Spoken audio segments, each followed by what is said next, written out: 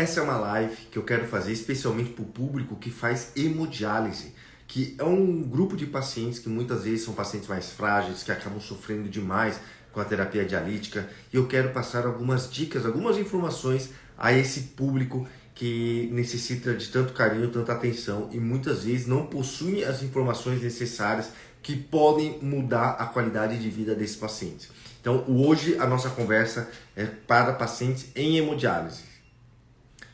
Vamos lá.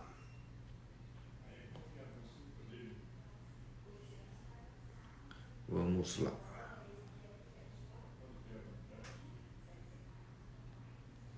Em hemodiálise. Então, novamente, sejam todos aí bem-vindos. Ontem a gente fez uma live extra para mostrar aquela minha camisa que eu ganhei, camiseta que eu ganhei, estimulando e conscientizando vocês a fazerem o exame de creatinina. E aquela live ficou gravada. A partir de agora, todas as lives, como vocês já devem saber, estão indo para o YouTube. Então, inclusive, essa live aqui depois será disponibilizada no YouTube. E quem quiser saber mais, tem vários vídeos, todas as lives estão lá. Só clicar lá na minha bio, no link da bio, e lá tem um link pro canal do YouTube, onde você pode acessar e você pode ver então todas as lives gravadas que tem sobre nefropatia por IgA, tipos de diálise, proteína na urina, sangue na urina, cisto renal. Então tem vários assuntos que estão disponíveis lá no meu canal do YouTube, certo? Mas a conversa hoje aqui é para o paciente em terapia dialítica em hemodiálise. Eu sei que muitos pacientes aqui acabam sofrendo, então eu quero passar algumas dicas importantes. Eu acabei de atender um paciente que está fazendo hemodiálise, que vem consulta comigo, e eu vejo que muitas vezes vocês não têm as informações necessárias para a gente evitar esse tipo de situação. A primeira coisa que eu falo é o seguinte: quando você deve então começar a fazer hemodiálise? De modo geral, toda vez que você tiver uma função renal menor do que 10% na população geral, já seria um indicativo de começar a fazer diálise. E para os pacientes com diabetes, quem tem diabetes, a função renal menor do que 15% seria então um critério de indicação para começar a fazer hemodiálise ou diálise peritoneal. Lembrando, as duas modalidades dialíticas, a hemodiálise e a diálise peritoneal, são modalidades que elas são tão boas quanto uma ou outra. Depende muito da questão familiar, logística, cognição. Você tem habilidade manual de fazer a limpeza para poder fazer a diálise peritoneal, ou não é mais factível para você simplesmente ir para uma clínica de diálise, e lá na clínica de diálise as enfermeiras fazem tudo para você e facilita esse processo. Então, novamente, cada um vai ter uma questão social, uma questão de logística, uma preferência. Muitas vezes a pessoa tem medo de sangue, então a hemodiálise acaba sendo uma situação pior para esse paciente, mas as duas modalidades são tão boas quanto. O que eu falo sempre, para quem está fazendo hemodiálise, de modo geral, se você tiver indicação, tiver condição clínica de fazer um transplante, é muito melhor você fazer o transplante. Então é importante, se você for conseguir fazer o transplante, melhor para você. Claro, quais são as exceções? Paciente com uma infecção ativa, está tratando uma hepatite, está tratando uma tuberculose, uma infecção pulmonar, não dá. Paciente com câncer ativo também seria uma contraindicação. Paciente que tem um problema cardíaco muito grave, uma questão pulmonar, problema pulmonar muito grave, muitas vezes precisa fazer um transplante combinado, coração e rim junto, fígado e rim junto, pulmão e rim junto. Então são algumas situações onde precisam ser avaliadas com transplante simultâneo, combinado, depende da gravidade. Mas normalmente, se você tem um problema cardíaco muito grave, um problema no fígado muito grave, um problema pulmonar muito grave, poderia ser uma contraindicação para fazer o transplante renal isoladamente. Recomendo sempre você que está fazendo hemodiálise fazer um acompanhamento no ambulatório de pré-transplante. Procure um centro de transplante mais próximo de você, da sua cidade, do seu bairro, e um centro que você confie, e vá buscar uma avaliação pré-transplante para poder ver se você é compatível, se é possível fazer um transplante. E vários trabalhos mostram que na maior parte das vezes você fazer o transplante, você vai viver melhor, vai viver mais tempo, vai viver com mais qualidade do que aquele paciente que está em terapia dialítica. Claro que não é uma regra isso, não é todo mundo. Tem pacientes que vão muito bem em terapia dialítica. Mas no contexto, no geral, você fazer o transplante acaba sendo mais interessante. Então, se você está fazendo hemodiálise, deve sim procurar um centro de transplante. E muitas vezes você pode estar num estado mais carente, está no Acre, está em Rondônia, Roraima, e não tem um centro de transplante. Vocês podem, mesmo estando em outro estado, fazer, por exemplo, se listar para um centro de transplante aqui em São Paulo, em Santa Catarina, Blumenau, onde for melhor para você, aonde você quiser, aonde você se sentir mais confiante, mais seguro. Então, novamente, aquela questão, você está fazendo hemodiálise, não dá para fazer transplante. Só pode falar que não dá para fazer transplante um centro transplantador. Então, novamente, o médico da clínica de diálise falou assim, você é um paciente que não dá para fazer transplante. Não se sinta satisfeito com essa resposta. Busque um centro transplantador e se o centro transplantador falar que você realmente tem contraindicação para fazer o transplante, ok, aí eu ficaria um pouco mais tranquilo, mas talvez ainda queira uma outra opinião de um outro centro transplantador. Mas não fiquem satisfeitos com a resposta de uma contraindicação, simplesmente porque seu médico da diálise falou que não dá para transplantar. Várias vezes já chegaram pacientes para mim, falaram, meu médico falou que eu não posso transplantar. Eu falei assim, por que não? Não vejo problema. Você tem indicação sim. Você pode transplantar. É que minha doença autoimune pode voltar no meu próprio rim. Sim, pode acabar voltando em alguns casos. Não são todos os casos que voltarão. É uma parcela pequena de pacientes que terá uma recidiva. E se tiver recidiva, tem tratamento, são medicamentos imunossupressores, dá pra gente tratar, você estará sendo supervisionado. Então não é porque tem uma doença autoimune que contraindica você fazer um transplante. Isso é balela, isso é lorota. Então, novamente, se você tiver vontade de transplantar, procure um centro transplantador, certo? Bom, quanto às modalidades de hemodiálise, o que eu falo sempre, o que mais todo mundo faz, a prescrição mais conveniente é a hemodiálise, onde a gente faz 3 vezes por semana, idealmente pelo menos 4 horas por sessão. E aí normalmente a gente faz segunda, quarta e sexta e outras terça, quinta e sábado.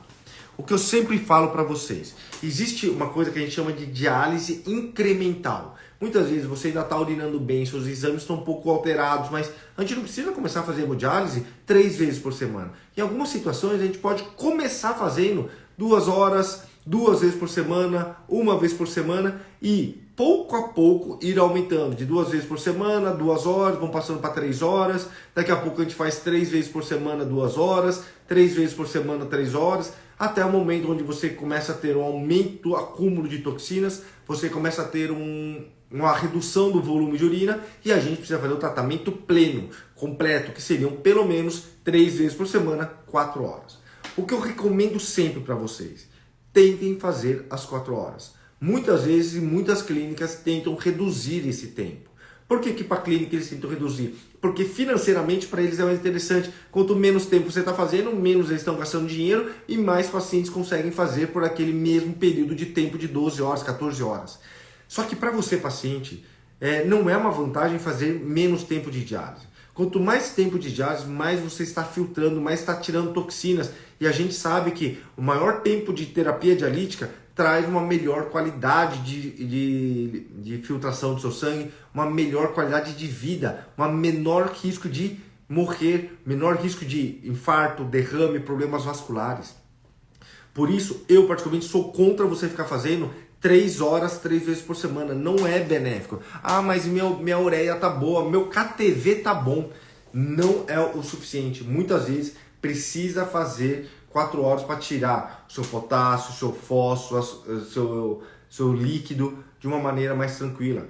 Por exemplo, você tem que fazer a diálise, vai ter que tirar 3 litros uma sessão de diálise. Se você tira 3 litros em 3 horas, é 1 litro por hora, é um processo mais desgastante. Se você agora me tira em 4 horas, você vai tirar menos volume por hora. Isso sobrecarrega menos o seu coração, tem menos risco de cair sua pressão, você vai ter mais tempo de filtrar o seu sangue, te dá menos estresse, menor risco de cair pressão, menor risco de dar cãibra, menor risco de dar mal-estar, menor risco de arritmia cardíaca.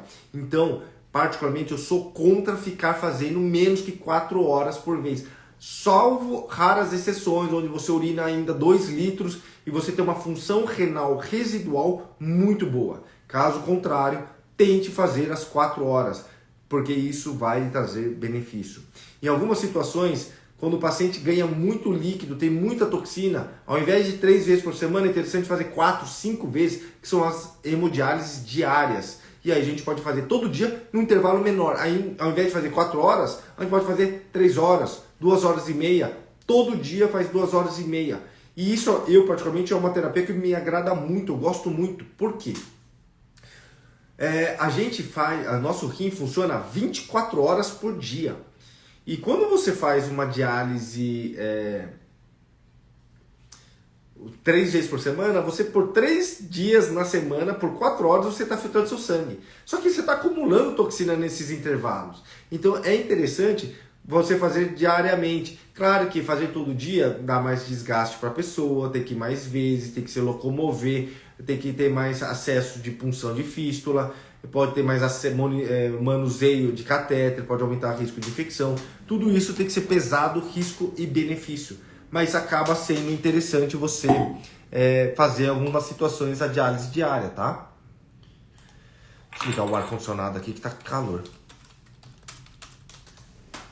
Então é interessante muitas vezes você fazer a diálise diária em algumas situações onde você está tendo um acúmulo maior de toxinas, um acúmulo maior de líquidos, certo? Então isso acaba sendo interessante. Dica que eu falei hoje para um paciente: tente ganhar o mínimo de líquido possível entre as sessões de diálise. Idealmente ganhar 2 quilos. Toda vez que você, por exemplo, seu peso seco é 60 quilos e você chegar com 64 quilos na próxima sessão de diálise, no intervalo de 2 dias, você ganhou 4 quilos de líquido. Não é de músculo, não é de gordura. Não dá tempo de ganhar músculo e gordura em 2 dias. E isso não necessariamente é só água, mas toda a sua alimentação, toda a sua fruta, você está ganhando mais líquido. E esse líquido terá que ser retirado para alcançar seu peso seco. E isso, se você tiver que tirar esse excesso de líquido, vai te trazer maior estresse, vai te trazer maior risco de queda de pressão, maior risco de arritmia, maior risco de infarto, derrame. Então, quanto menos peso entre uma sessão de diálise você ganhar, melhor para você. E aí, qual que é o ideal? Ganhar 1 quilo por dia. Então, no intervalo de 2 dias, por exemplo, segunda é uma sessão de diálise, a próxima é quarta-feira, você ganhar no máximo 2 quilos. Esse seria o ideal. Quanto menos peso você tirar de uma sessão para outra, melhor para você. Menos mal-estar você terá, menos risco de complicação você terá. Então é importantíssimo isso. E uma dica que eu dei para o meu paciente hoje: tenha uma balança na sua casa, no seu banheiro. Todo dia de manhã, em jejum, vai no banheiro, faz suas necessidades e pesa. Se você vai saber, por exemplo, meu peso seco é 60 e aí no dia seguinte da diálise eu tô com 61, eu ganhei 1 quilo, ótimo, eu tô conseguindo bater minha meta. No dia seguinte saí com 60, tô com 62,5, ganhei 2,5 quilos de um dia para o outro. Ganhei muito peso, tem que segurar para valer nesse dia, para evitar de ganhar mais peso. Quanto mais líquido você tiver no seu corpo, maior o risco de você ter descompensação dos seus órgãos, como pressão, como cérebro, como coração. Por isso que é tão importante a gente chegar no peso seco. O peso seco é o peso que é o nosso peso sem excesso de líquidos no nosso corpo. É o nosso peso ideal. E é importantíssimo a gente chegar nesse peso seco. Certo, pessoal? Tô falando pra caramba aqui, quero saber se vocês estão me acompanhando, se vocês estão me entendendo. E essa live é uma live específica para pacientes que estão em hemodiálise, para a gente poder trazer um pouquinho mais de informações para vocês que estão em hemodiálise, para trazer um pouquinho mais de alívio, de reduzir seus efeitos colaterais. Grande Rafael! Grande amigão.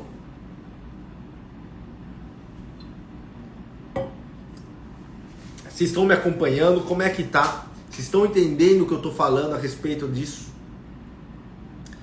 O peso seco da Vini é o peso que não necessariamente é o da manhã. Tem vários modos de você fazer. Você pode utilizar bioimpedância. Ninguém ainda sabe a melhor estratégia possível para poder conseguir o peso seco.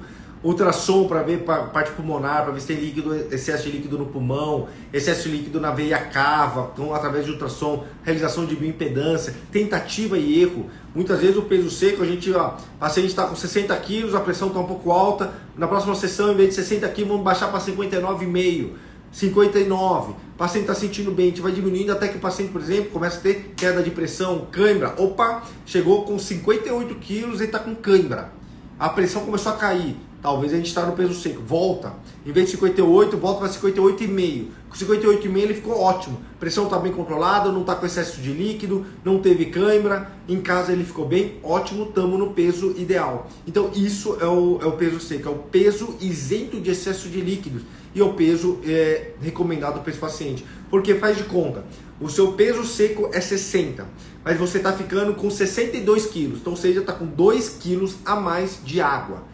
Esse excesso de líquido está sobrecarregando o coração, esse excesso de líquido está sobrecarregando seus vasos de sangue, seu cérebro, e isso aumenta o risco de complicações no futuro, maior risco de infarto, derrame, insuficiência cardíaca.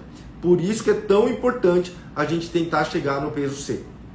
E muitas vezes é tentativa e erro, mas também utilizando estratégias como ultrassom, bioimpedância e retirada lenta e gradual, tá? E novamente, é importante sempre tentar chegar no peso seco e, o mais importante, evitar ganhar muito líquido entre uma sessão e outra. O que eu falo para um paciente hoje? Eu pedi para a clínica de diálise aumentar o seu peso seco. Então, eu tenho vários pacientes que passam comigo particular, apesar de eles terem um nefrologista da clínica de diálise. Mas eu olho esse paciente como um todo e eles são meus pacientes. E esse paciente, o peso seco dele está 58,5. E eu pedi para a clínica de diálise aumentar para 59. Por quê? A pressão dele está ficando mais baixa, está caindo a pressão em casa, está caindo a pressão durante a diálise, já se retirou totalmente os remédios de pressão, não está tomando mais remédio para pressão. Ele não tem inchaço nenhum. O próximo passo nesses casos, a gente dá mais líquido para o paciente, para que ele aumente um pouco a sua pressão, para não cair muito. Então muitas vezes a gente precisa aumentar um pouco mais o peso. E o peso seco, para quando a gente quer aumentar, é exatamente nessas situações. Tá dando cãibra, tá dando mal-estar, tá caindo pressão na diálise, tá caindo pressão em casa, já não tá tomando nenhum remédio. E é importante a gente entender que muitas vezes estamos tirando demais, estamos desidratando esse paciente. E o que é a pressão? O que eu falo? Imagina que o seu vaso de sangue é um cano. Quando você tem muito líquido dentro desse cano, e esse cano fica esturricado com muita pressão, aumenta a sua pressão, você fica hipertenso. Porque você tem muito líquido dentro do seu vaso de sangue. Agora imagina esse cano, agora vai passando um pouquinho de líquido só. Não tem pressão sobre esse cano, não está forçando esse cano. Então normalmente a pressão cai. O que a gente precisa? Ter uma quantidade de líquido dentro do vaso de sangue que seja ideal. Nem demais para nem forçar, nem de menos para cair a pressão. Por isso que muitas vezes a gente tem que controlar esse excesso de líquido. E por isso que muitas vezes quando você vai fazer hemodiálise tem que tirar 4, 5 litros na sessão, o que acontece? Você tem o vaso de sangue, está esturricado, você está com muito excesso de líquido e agora a gente vai tentar tirar muito líquido de vez. Só que o que acontece? Esse excesso de líquido do seu corpo não necessariamente está dentro do vaso, está para fora, está para o músculo. E não dá tempo de, quando a gente faz hemodiálise em 4 horas, a gente tira esse excesso de líquido muito rápido, só que aí a pressão cai. Porque não deu tempo do líquido que está no músculo voltar para o vaso de sangue para a gente continuar tirando. Por isso que muitas vezes não dá para tirar todo o excesso de líquido que você ganhou entre uma sessão de diálise e outra. Certo, pessoal?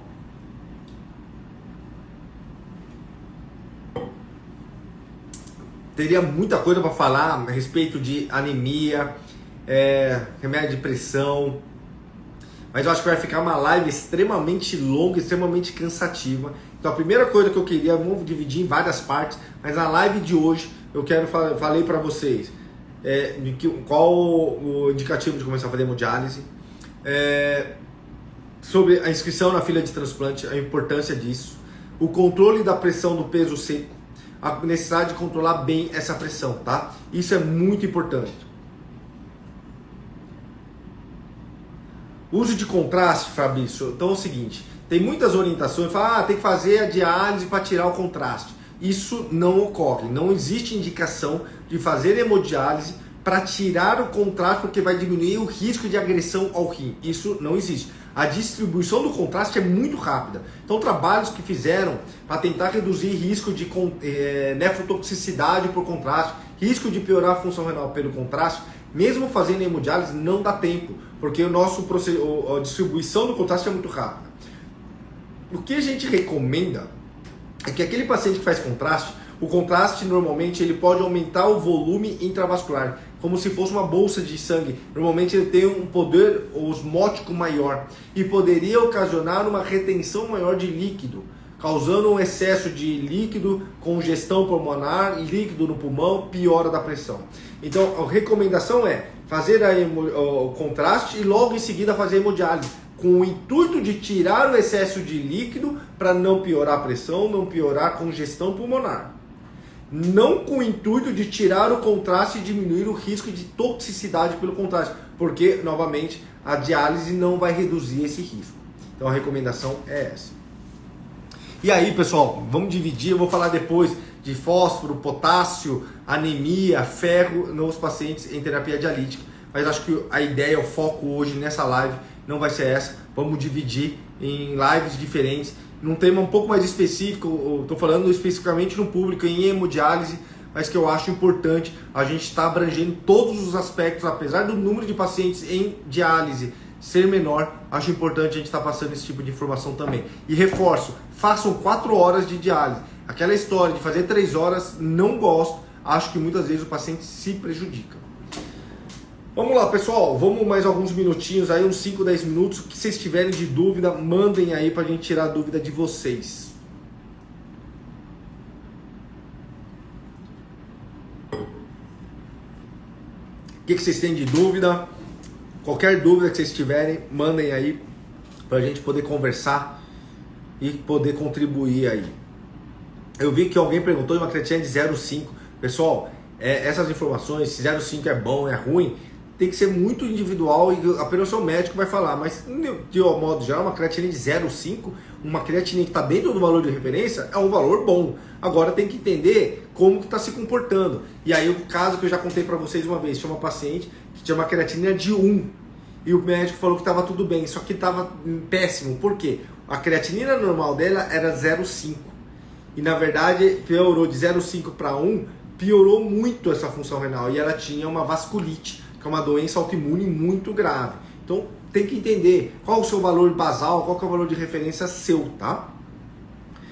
Vamos lá, Edilene, é verdade que só creatinina elevada não leva para diálise? A creatinina é um dos nossos principais marcadores, Edilene. Não é só isso que me faz decidir. Tem que ver a ureia, o potássio, o fósforo, a acidez, se está retendo líquido, como é que está o apetite, se está sentindo náusea, está sentindo falta de ar. Tudo isso tem que ser avaliado em conjunto. Mas a creatinina, sim, é um marcador muito, muito importante. Por exemplo, uma creatinina de 8 com uma função de 7%, mesmo tudo normal, já vai me querer iniciar a terapia dialítica. Posso não ter urgência de sair correndo para fazer, mas provavelmente já vai ser um indicativo de diálise. Então, não é só a creatinina, mas a creatinina é o principal marcador, tá? Faço 3 horas e meia, 3 vezes por semana e sigo a dieta de forma correta. Faço questão disso, sinto-me muito bem. Olha, Dedé, o que eu falo, 3 horas e meia eu não gosto. Mesmo com KTV bom, e KTV é uma fórmula que a gente utiliza para saber se a eficiência da sua diálise está sendo uma diálise boa. Então todo mundo tem que saber, e todo mês a clínica de diálise realiza os exames mensais e fazem a avaliação do KTV. E um KTV acima de 1.2 é um KTV bom. Mas não é só isso, o KTV vai avaliar a remoção de ureia, tem que ver outras questões também. E eu particularmente não gosto que faça menos que 4 horas. Na minha opinião, tem que fazer 4 horas para manter, além do KTV adequado, um bom controle de fósforo, toxinas, para trazer um melhor bem-estar para você. A não ser que, por exemplo, você urina 1,5 litro, 1 litro, 2 litros por dia e seus exames estão perfeitos. Aí eu poderia ter uma tolerância maior. Mas se você urina muito pouco, eu não gosto de estar fazendo 3 horas e meia. A pessoa que tem 39 de filtração glomerular, ela entra no caso de pessoas que estão fazendo a hemodiálise uma vez ou 2 na semana, dados algumas alterações como ácido úrico, ureia, creatinina?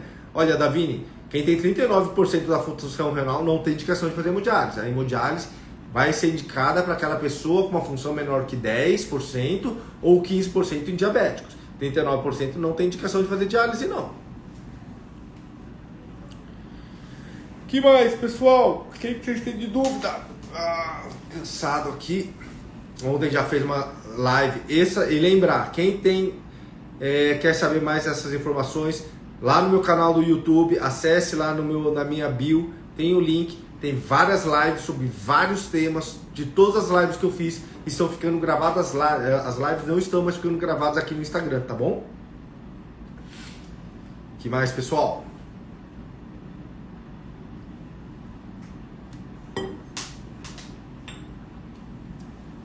O que vocês têm de dúvida?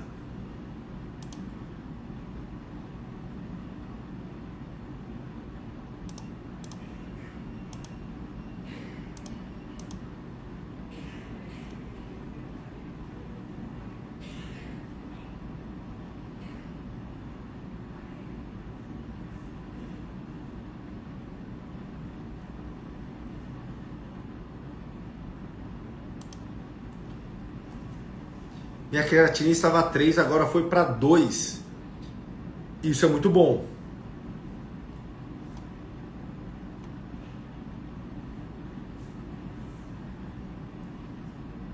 Isso é muito bom, tá? Mas tem que ver por que ela baixou. Muitas vezes você tinha um componente agudo, tá?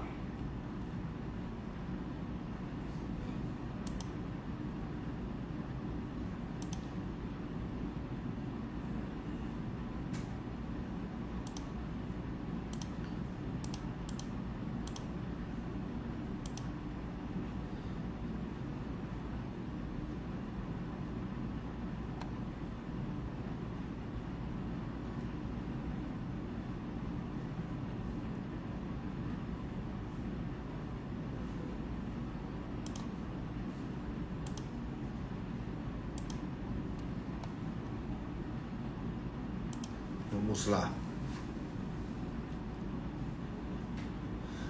Eu me chamo Mari, eu só tenho um rim e tá difícil para mim fazer xixi. Às vezes eu faço 2 vezes ao dia e às vezes eu tomo furosemida 2 vezes. Mari, eu recomendo você passar com um nefrologista para poder investigar melhor, tá? Ver como é que está os seus medicamentos, como é que está o seu estilo de vida, como é que está a função do seu rim. Importante.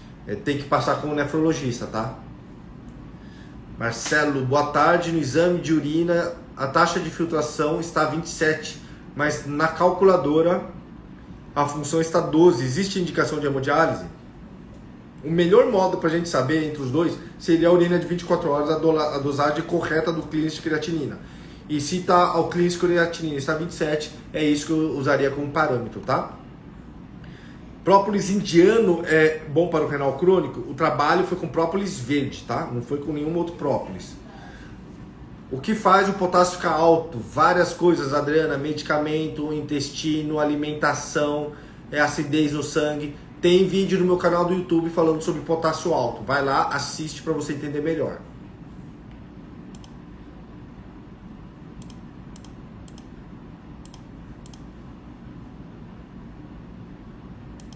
Que mais, pessoal?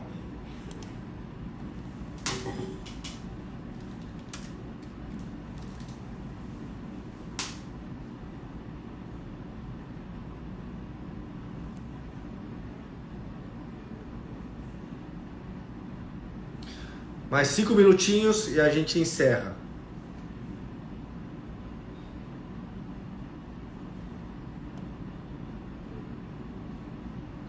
Eu tenho 14% a creatinina de 4, mas não sinto nada e faço xixi normal. Isso é muito bom, tá? Mas é uma função bem alterada e precisa já começar a avaliar a questão de transplante e início de diálise, hemodiálise ou diálise peritoneal. O fato de não sentir nada é uma coisa boa, mas também é uma coisa perigosa, porque pode começar a te dar uma falsa impressão de que está tudo bem, que não tem nenhum problema, tá? Remédio para tomar para retenção de líquido. Drivelen. Você precisa de um nefrologista. Ele que vai te indicar qual medicamento tomar, tá? Não vai ser por Instagram que a gente vai falar. Você precisa de uma avaliação médica para poder dizer qual o melhor medicamento para você tomar, tá bom?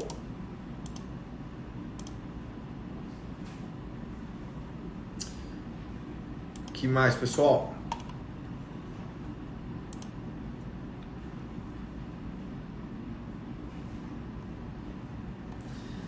É possível doença renal crônica apenas sendo pré-diabético? Meu marido estava com 5,7 de hemoglobina glicada, colesterol e triglicérides alto, 40 anos, creatinina de 1,12. Entrou com Jardiance, reduziu proteinúria para 130. A pré-diabetes pode já começar a agredir o rim, sim, tá? Mas tem que ver o todo, Aline, tem que ver tudo, estilo de vida, alimentação, medicamentos, tudo isso pode influenciar. Nunca é uma coisa só. É a pressão, é o pré-diabético, é a obesidade, é o sedentarismo, toma anti-inflamatório, tudo isso junto vai agredindo um pouco essa função renal, tá? Mas entendam, pré-diabetes já agride o rim. Não tenham a falsa impressão de que pré-diabetes está tudo bem, não acontece nada, só quando é diabetes que prejudica. Não, pré-diabetes já aumenta o risco de infarto, derrame e problema renal. O trabalho foram com própolis verde. Eu gosto particularmente, Josileide, mas novamente a indicação é do seu médico nefrologista. Não faça nada com uso por conta própria. Obrigado, Fabrício.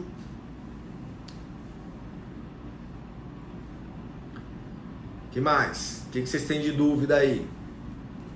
Mais 2 minutos aí pra gente encerrar.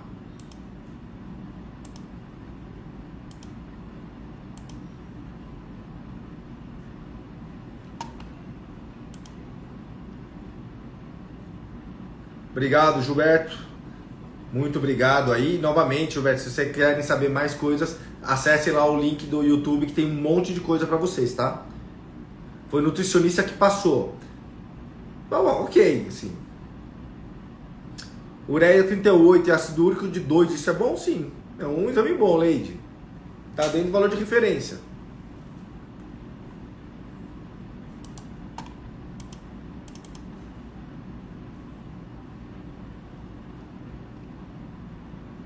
Um minuto.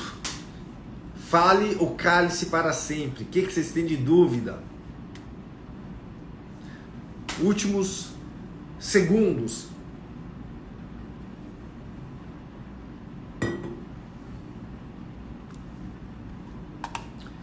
Aqui estamos numa maratona. De noite vamos fazer uma outra live, só que aí voltado para gestão de consultório. Se tiver médico, se tiver pessoal da nutricionista que queira aprender sobre consultório particular, não perca a live no outro perfil, que é o Independência Médica, que é um perfil voltado para a gente falar sobre desenvolvimento, criação e alavancagem de consultório particular, tá? Então se tiver médico aí que queira desenvolver consultório particular, não deixa de assistir a live hoje, que vai ser sobre treinamento de secretária, o que realmente precisam ter, tá? Então é isso, pessoal. Desejo a todos aí, obrigado novamente por mais um dia aí juntos. Obrigado pela participação. Fico novamente sempre muito feliz de ter a participação de todos vocês aqui e fico feliz de estar tentando contribuir de alguma forma a trazer um pouco mais de paz, um pouquinho mais de conhecimento, um pouquinho mais de conhecimento sobre a doença renal e tentar ajudar vocês a diminuírem a evolução da sua doença e trazer um bem-estar, uma funcionalidade maior no seu futuro. Tá? No final, isso repercute em ter uma vida mais feliz, sem dúvida nenhuma. Tá bom? Obrigado novamente, obrigado por essa live semanal e obrigado por tudo aí, tá bom? Um grande abraço e um ótimo dia para vocês.